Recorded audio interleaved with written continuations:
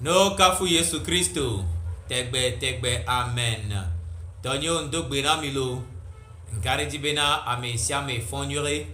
Et j'aimerais saisir cette occasion pour dire merci à vous tous qui nous suivez, qui partagez nos vidéos, qui likez et commentez sur nos vidéos. Je prie à ce que le bon Dieu continue de vous bénir.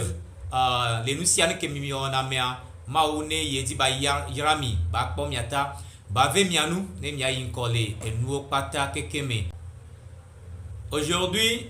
j'aimerais parler sur un verset de la Bible que je crois vraiment que beaucoup d'entre nous trouvent un peu complexe et aussi beaucoup d'entre nous croient que c'est impossible à implémenter, du sens que le verset même c'est muni nous dekene et sokudo et nous dekene amegbitola tewo et verset que les Bible amea ala Bible makpaya amesugbo pone sibebena et nous saint de béni et nous de ke béni et Yesu bonami wale dolo de nami kene enya benami mate wode dio ya mere onto chan o ina kaka ogbona bena be verset ya yovo e so do Bible ame nous yate so zin Africa todi alors yate so ho nous c'est les Africa tosi et verset ya ni verset ko mi la po de ke benyale et Matthieu bagba le ta ton leneme blane vo et ton so ede blane vo enyaji e vo amila leneme blane vo et ton akudo blane vo enea leneme bla et ton e gbo benko blane vo et ton e gbo benko mi se o gbonbe lon ha ovi eye na lefu o kenton leneme blane vo enea benko kenyela mele egblom na mi bena mi lon mi ape futo eye mi adogbe dade amesiwo chia mi ayomelata fi que tutu mi amenya lewa. Aimez vos ennemis. Pourquoi? C'est ça le thème de notre partage aujourd'hui. Aimez vos ennemis. Pourquoi? Mialon, miabe futo, alo miabe kento kene Yesu le gbona mi le agbale amiade nu kentio. E gomede nu kena Yesu gbona ne o. Vide ka ele me o. E nu ke mi la kpo le me o. De ke mi la no, ken gbe la te we o. Est-ce que bena mi la te we a? Est-ce que bena mi la te no miabe futo wa? Ken gbe mi la do enyame sugboa, alo enyame vidia nyame enu nyala gande ko yana bena Socrate egbonyade kene Platon chava basi asiredi ebenko nul n'est méchant volontairement. Nul n'est méchant volontairement. Bon, gomeni bena amere pe muni ame bada po. Amere pe njokpo anyi ame bada o. Ao. Afide me bada o ajoso. Lenya tepe me anemi po Matthieu bagba le tawe ton le me blave vo ene aso ede bla eton dia Yesu Christo to ya dolo de nami to ne ni anti elo de gbo benko ebe na agbe dalade dagle kene be dagle do blikunyo de agble ame gaki ba ke zan do agbe dalade mlania vo ni to la chan va do egbe badade e blinyo kene agble dalade do ame. Now, let me try this Socrate benya jabena amere pemni ame barare do ko sino e gomeni bena ame ko pata maudo de hihia mea ame nyoni ne mau. Yes. Amere pepe ke mi pole hihia mea maudo ame sia me nywede maudo no pata nywede maudo no pata be mani jijoba yin lono ba yin chiva vato jake voa egbe badaya me ke va tu edade o eni santana no vien lono to le Christo me santana le toto. Yes. Amere tu no be santana amlo ele bloé envie ko mi le pole hia megbea jalousie o amove le kwazie o so le onu bada o pataki kia Lucifer ele na mun toto nyate peto. Yes. Donc ane Socrate bena nul n'est méchant volontairement yebenya jo. Yes. Le nu bada o pataki ke mi le pole hia megbea amere le ngbo domenao gbogbonde le ngbo domenao. Yes. Yentie Yesu le yomi benade Nyan nom nyame futo don tia futo ke mi le kpobo ni futo wa muni yo ni mi futo o ao gbongbonde le base na nu ko le wa gbongbonde le pousser o et le donya de to menao no bi no to le Kristo me santana nu sem le sio ame subo pone bena santana nu sere le si ala me ronto ine ka ogbona bena nu kentie kene maunte le pe santana je le dipo et suru la nigba dinamiro ao maunya bena mau yemini la nigba di parce que ke o mi de be no menu alo be no nu ye be no menu eta enya bena de nu sen le miesi so santana enya be santana mate du mia dio santana chabi nyanyu de be na e mate du amegbeto po me bia dio e ata nka e santana o santana je aye no bi no to le Kristo be santana je aye to aye santana so ble na amegbeto so bana edukwi gbo yes le den bo me a santana mso gidigidi yo santana mso zo yo mso po so yo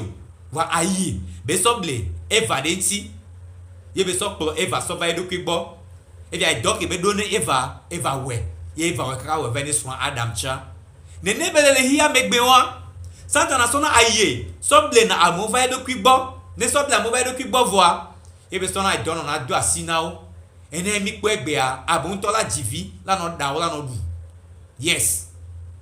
egbe amedo lia enu gbada wo pe jona jinao ano te no videto ye pe jona jinao ne no vito le ble jona jinao ame won nya me ko onyi egbe ba ame won me santana kwa egbe barado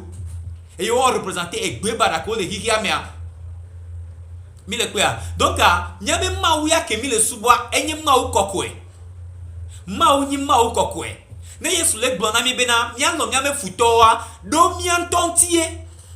de mia nto mia me de popontie do tell me po nya de fia ba gbale mi tawo eve le me ewa bi la bo benko obe the devil is the accuser of the brethren obena e santana enyi ameke sona nyade amegbeto ntia donc kenyi nya memba wa nyi mawu kenyi amekokwe kenyi muteno na nuvu egbo wa ejina miete mia no kokwe a ena ye bele gbona mi benade nya no mia me futo gamade e ametritrim ba no mia me jimo ne gbegbe ke la podi mia ba no mia me jimo ga mia me kekele ba te klanywede ne gbegbe ke la ni dipopua be ba no mia me jimo enu kele Yesu le jina mi tutu gbe be mia no mia me futo e won so that we will not have any atom of hatred in our heart mi le pe a la ena e engendre na nusugbo alo ametritria ena na nusugbo va ne me e benana benina nu voin de miame yenti Yesu le ja le hu de mia di benade mia jagbagba mia lo mia me futo chan gamiade ametritria pepe alo nu voin de pepe ngba no mia me jimeo yes donc ane nu voin le mia me jimeo voa ma o late o dokudomi eye mi keke late no miame ne Yesu me keke le miame eye mi ni ma o be vivant voa no vi no to le Kristo me mia me futo wa mi ne pepe na mi o ya me futo la jagbagba la o kakala o ko mate dunia dio problème ke ne mi le do le hiya megbe e na ne me gbogbo mi pona bena verset ya eni verset baralo verset ke le impossible à appliquer à lui mate wo de dio wa eni bena nyaun to tututu ke nya de ko be Kristo to wa mi potro jimio ouais nya me ko yo nya de ko be Kristo to wa mi bale santa na be poploté nya tami ni gbe bada nya to mi potro jimio no bi no to le Kristo me ne mete trop dime et mi ho Kristo be kekelia me lava trop su kekeli yes parce que Kristo ben ko be mi kekeli le hihiame kekeli anka be ono enya na viviti jona ame ko nyi me futo onyi nka oni santa na mevio onyi nka oni viviti le hihiame eye ken gbo mi la te du amo janka mi la so kekeli va muni tukare a muni be mi la kirwa be nyagboyo kakeba ba de mi so kekeli ba de me kekeli ale klenka kanke ono viviti sina et nous pas tros na kekeli pa fifia fike problème alo problème na ele ni mianto Kristo to nyanto mi hia dimetotro la do niveau de dimetotro tellement que bena mi ame kekeli la no clen tellement que bena viviti de pepe to ma bate du hia dio non vi non to le Kristo me ame ko le vevere na Kristo eni Kristo to ame ko je Kristo yo me ame ko le vevere na Kristo eni benade ame ko ne o se alevi la me gbea o tona wa o le vevere na wa o le gbon ene gbe benade mi ni no mi ame futo alevi ko npo se alevi ame gbe o ko se alevi ame gbe bon po to wa nya no game mi ate so Kristo be nkume so fi o game wate tro jime jijo ke mi le po le Kristo me a wate po e ena Kristo le gbo bena mi adogbe dada ame ko jira vo na mi ata ame suba kwa bena nous se benyi mi nya dogberade ame collectif on a mi taba no vi longtemps le Christ me mi bio se kwa be gbera ka obo nya dura mi otama Christ on préciser gbera ni pepe ke mi adore wato ngbo mi yo so kore waju o eyen ngbo ta mi nya no dogbera be na de enu ne nyon na futo enu ne nyon na me collectif mi nya gbo ao m préciser o fa no vi longtemps le Christ me e je be nu papo nu are ame collectif mi nya gbo ko ojo ni gbe bara wo santan na pa be gbe bara de wa do po ami ade enu ke hia na o hia e doyoyo parce que otro su dono eye nu ke ni doyoyo gan le gbogbo mi o eni gbedodora eni mi le dogbere da mu otare nya no bio be na de mau ne hunjina o ne wa chawati ko kekele ke ne mi kwa ne hunjina o ne bobo jina wa chawati ko lolo kele mi amia jijo ke ne mi po le Kristo me fofo ke mi po le Kristo me ade wa chawati po egbedora ke ne Kristo le gbe mi no dore wa tai wa va fi ke problème ale mi anto mi le dogbere de wa tai mi na mi anto mi podo niveau won mi podo kekele be niveau won mi anto mi podo lolo be niveau won mi anto mi podo jijo wan ke le Kristo me de popo mi anto mi podo fi ke ni na ena problème le no bona mi na mi alo mi me futo mi dogbere mi futo ta e vena domena mi wa bona vi longtemps le Kristo me e ha jijire le gbon be na le Catholic in book amia mi nya be le togo to chamo vale Nigeria to me e ha jagbon ben ko e there are depths of love that I cannot know till I cross the narrow sea. There are heights of joy that I may not reach till I rest in peace with thee. Draw me nearer, blessed Lord, to the cross where thou hast died. Draw me nearer,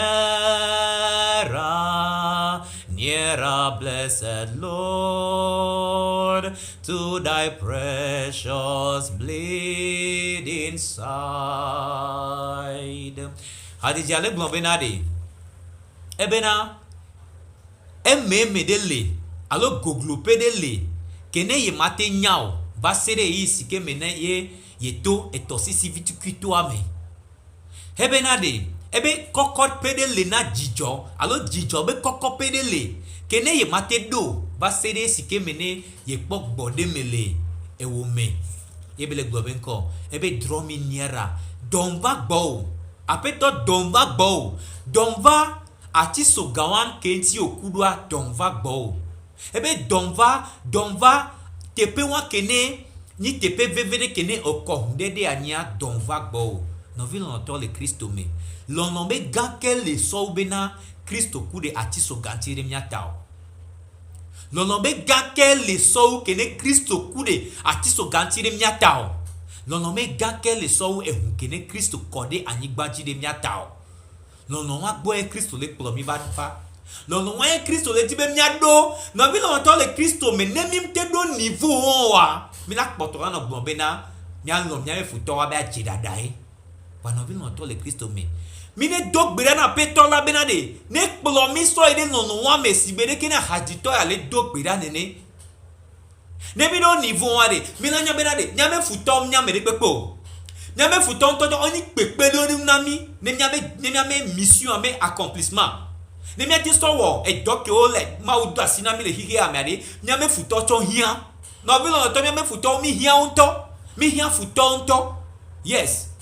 ne futon le wade ne futon le Joseph ntiwale Joseph madofi ke be do egbe yes se enu de pepe mu wona Kristo to kene ma unya swentio badawa lo nyo nyame futon to pata ke mi gbona bo nyame futon nyame kento ma unya so wanti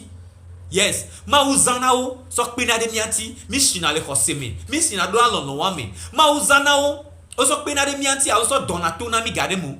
ma uzana o so corriger na mi elu ke mi na me na eto hia eni correction ke ne ma ule wona mi so le dramido so le clomianti yes eto hia wa ma so clona mianti to so donami ba do ko boy ma uzana futon fa yes ne Joseph me fofomle yo tire be nyagbo wa alo ne 45 me strong mu tire Joseph me nyagbo wa Joseph madofi ke ne bedo ne Egypte be fiwa muti benade ya wu mosiowa mosi maba de Israel vio no fi no to le Kristo me emnika ke Kristo hia so mi agbaje mi akwo agisi mi akande be nyo pataji enyade pepe ke ne Kristo blanc elle est validée enyo pataji ke Kristo blanc na mia on le valider seulement que mia wala na ila bususu wanti ne wala na ila dio mi adoko se benade nu kena mia mi mtele wa ya jio c'est parce que be mi podo depth of love one mi podo no be goglope won eye gbera ke mi na donne ni benade mi atedo no be goglope won no vi lo to le Kristo me Bible apon na mi benade tout concourt au bien de ceux qui aiment Dieu ameko no Kristo be nyagbade enu pata ehina nyeva nao Roma to be agbale enyewa Paul blona mi leme bena ameko no na ma be nyagbade enu pata ki ohina nyeva nao normalement mi ameko ni Kristo to mi no na po futo gbo ne mi anto mi beni kekeli kware no vi no to le Kristo me vivitire le kakala va ton vele vitu kuine ne vele kakande le no tos no tu ne vele wa o tu a vivitire le kakala te ba pe dia vivitire pe ton le kakala va te pe vele vitu kuidio la problème que le mien to mi asieni mi ma kadi o chi akadi si o si namla Makpledo akadisi wosi namla Makpledo yere mavombe Yesu si akadide nami Yesu ya nya kadia yenti wo yemvona o kene Yesu va futo le si faresto to agbale fiala senya lo o ti tere Yesu gliga Yesu ntiga ke wa Yesu we medoa Yesu mpo agbo ya on te pe Yesu dio parce que Yesu ntoni keke livo keke liwa Yesu le jibe miata miani game ade ni miate gbagole hihiame ni miate kplo ye me vio ko bua ye me vi ko santana pa pe barade wa me miate kplo va ye gbo nde kakpla tina miate we wani lono nya ide lono be goglope no vi lonto le Kristo me ma oni pere mianti dogbera benade ma oni pere mianti ni miate lono be goglope wa gamiare ni miate do niveau wani miate no ho ameo ko le hiamia vani Kristo ma kase on vire na me kimba mada simi e fiovio la vemea obe na e bli la glere me na gbeto apo agbeto anyana o bereka po va sebe na agbeto aku ke na agbeto o sebe agbeto akwa e fio po jijo kaka obe dubli agbla menyore ke bo osigbe na otiri to o ba ya agbla me a e blimba la agbla mo o le kaka wo sigbe na pereka nenia e blimba la agbla me fu plak gaon me ova nya benade agbeto ke kuyo le po jijo be nyi o me futo ware agbeto wen e dona blele agbla me yo ti pona e bli va duna amewa ke le nyame dome yo gbon be le do asiata me o le di o le hu o le wo fire ko reji be ne kwa no bi lo to le Kristo me ne kwa do pe lati sefa ne kwa ameko la tro hode te pe lati nyaofa tare mi dogbera de mi ame futo ta mi ne lo mi ame futo ni adogbera ra me ko le jifo na mi ata be wa cho ni troji mi ne wa po jijo e kini mi ata mi le kwa ma o ne yira mi ape na mi